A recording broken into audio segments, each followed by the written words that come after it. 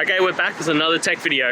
Now I'm going to go through your question, answer it, and hopefully you get the solution. Now remember to stay just a little bit crazy like me, and you'll get there to that resolution. Alright, let's continue on to the video.